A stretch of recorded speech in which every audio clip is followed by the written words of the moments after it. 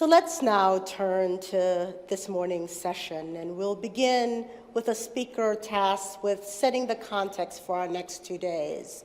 Indeed, over the last 6 months, I can't tell you how many people have said, okay, I get the innovation thing, but why now? What's the sense of urgency? And this speaker has been asked to really set that for you in ways that make it fundamentally clear that we have to have this conversation and we have to have it now.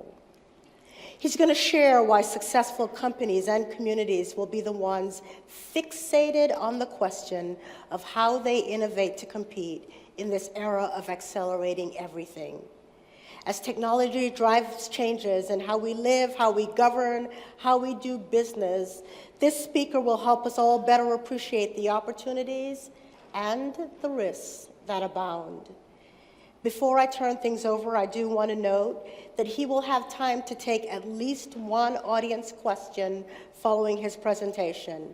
As I mentioned earlier, you may send that question in via the app, Twitter, email, or for those of you who are in the room, on the index cards at your table. Now, to do the formal introduction of our keynote opening speaker, I'm delighted to call to the stage the newest member of IEI's National Advisory Board. This woman is a force of energy.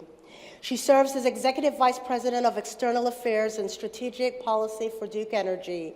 She leads the company's work on federal affairs, public affairs, environmental and energy policy, corporate communications, and sustainability functions.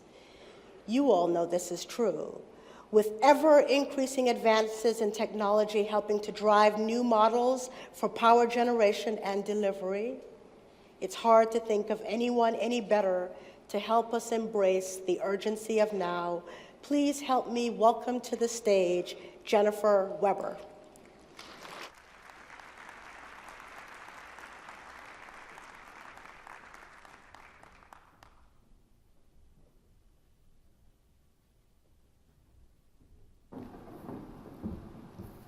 Good morning. On behalf of IEI's Advisory Board, I want to welcome you to what promises to be an inspiring 2 days. Much has changed since the first Emerging Issues Forum 30 years ago. Businesses and communities across the globe are being transformed by new technologies and increasing connectivity of people, places, and things. These forces of change are significant for Duke Energy and our entire industry. Innovative technologies are shaping the future of how we generate and deliver electricity to power our lives and our economy. Power plants are cleaner than ever, the grid is getting smarter, and renewable energy is an increasingly important part of our mix. And the increased digital connectivity of our customers and their homes opens the door to new expectations for the relationship with their utility. We are listening to our customers and adapting to offer relevant solutions, providing choice, convenience, and control. Our fundamental commitment remains affordable, reliable, and increasingly clean energy to power our lives and our economy, something that's been critically important in the state of North Carolina. How we achieve this is likely to change dramatically over time. This is why I am really excited to kick things off with our first speaker, who is one of the world's leading authorities on innovation, media, and the economic and social impact of technology. His 1995 bestseller, The Digital Economy, changed thinking around the world about the transformational nature of the internet.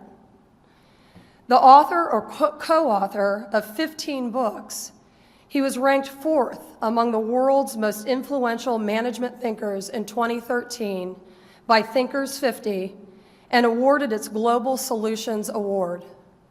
Advising business and government leaders around the world, he is here this morning to share his thoughts on how things are changing and what this means for the institutions and systems that have supported our economic competitiveness for the past 30 years.